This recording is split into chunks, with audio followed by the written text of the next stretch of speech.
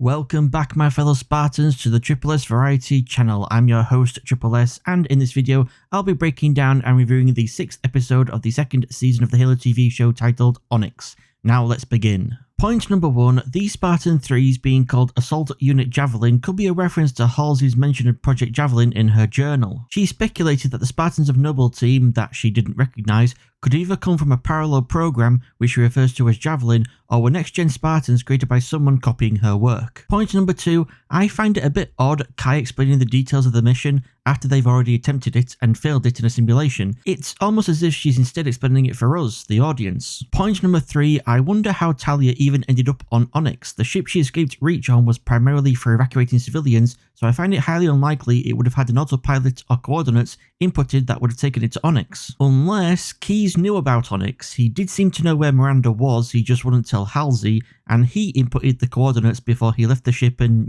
died. Point number 4, speaking of Onyx, the silver debrief for this episode on the Halo Waypoint website goes into detail on the planet in its core connections section. The thing is, they go into quite a bit of detail, so rather than me reading it all out and slowing this video down, if you would like to read it for yourself, just pause and read the screenshots I'm showing now. Point number 5, pretty shitty of Kai to assume Talia was just a veteran of one battle. Talia used to be a Marine and had at least seen combat on Sanctuary.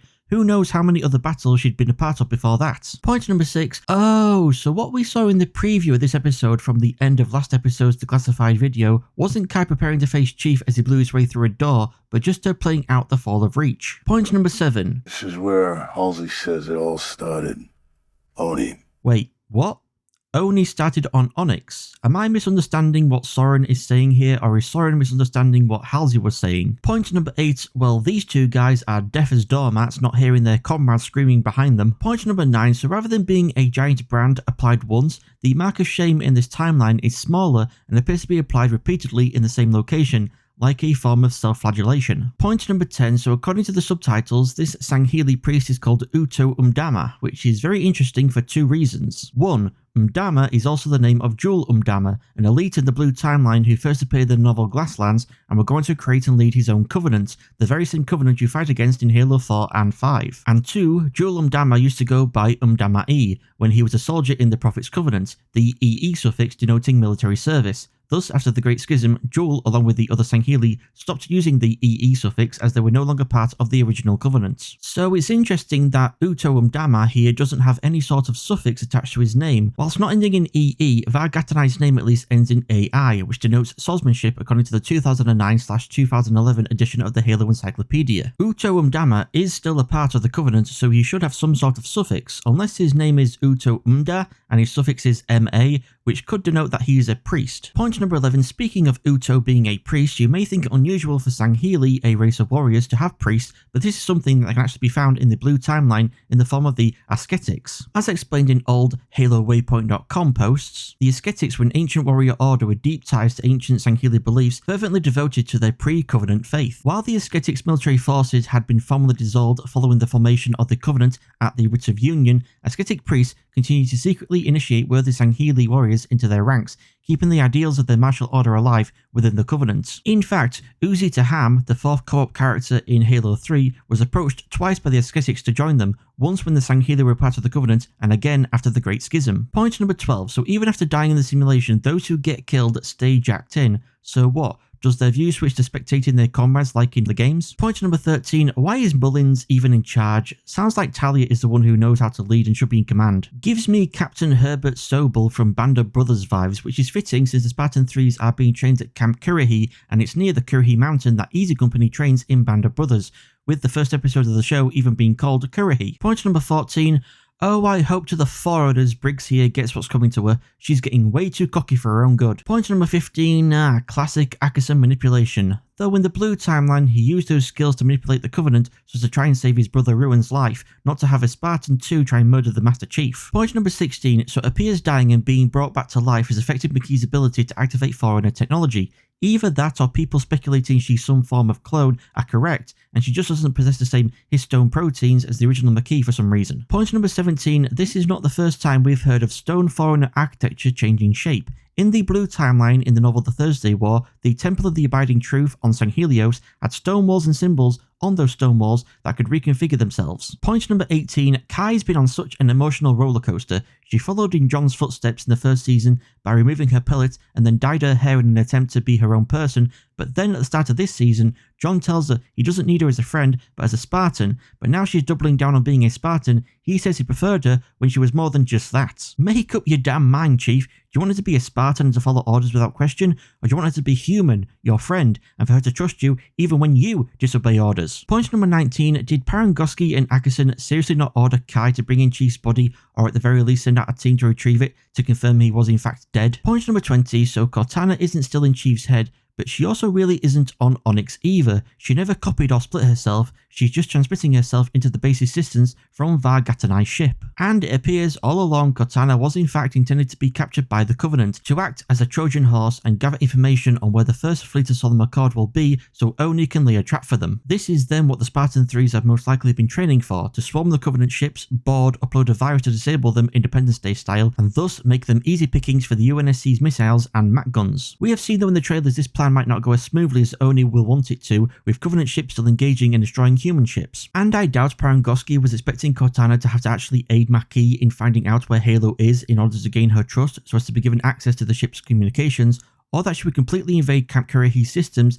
in order to talk to and aid Master Chief. Parangosky is seriously underestimating Cortana, but then again Cortana is the first smart AI ever made in the Silver Timeline, so it's believable Parangosky wouldn't be able to know her full capabilities. Point number 21, wow, with 2 episodes left in this season, we finally get to see Miranda and where she's been since last season, and it turns out she's been messing around with some foreigner structures on Onyx, which leaves me very confused. It really seemed, to me at least, that in Season 1 the Lesser Keystone was the first time humanity, or at the very least Halsey, had ever seen something alien that wasn't Covenant, but now it turns out Halsey has actually spent a fair bit of her life in this cave system studying these foreigner ruins, and that Oni is also aware of them. I wonder also what the mistake Halsey made was, and I wonder if these foreigner ruins will somehow be connected to how they get to Halo, rather than it being the well and the monitor that was on Madrigal, since, you know, we see a ring statue, and it'd be a bit confusing to also introduce the Shield World sarcophagus from the Blue Timeline into the show at this point. Legit though, it does just kind of feel like the writers for this season said, oh yeah, you know that stuff that was being set up on Madrigal in the first season?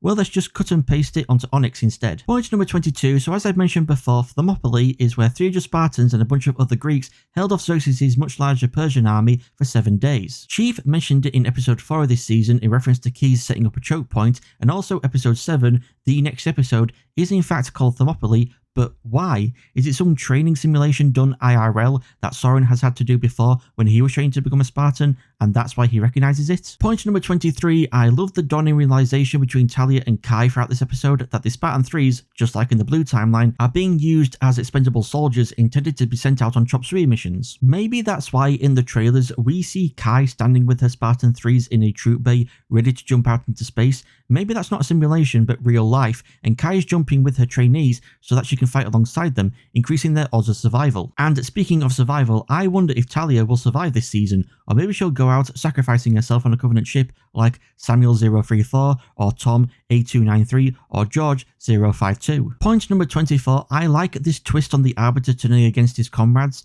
In the Blue Timeline, Thelvadami goes against the Covenant because he learns the Great Journey is false, whereas Vargatanai here goes against the Covenant because he believes so much in the Great Journey. Point number 25, god damn you episode blue ballsing us right as John and McKee touch the Keystones. What do you guys think will happen? Will John and McKee have a vision of each other on the Halo again? Will McKee see anything at all since Foreigner Tech no longer reacts to her?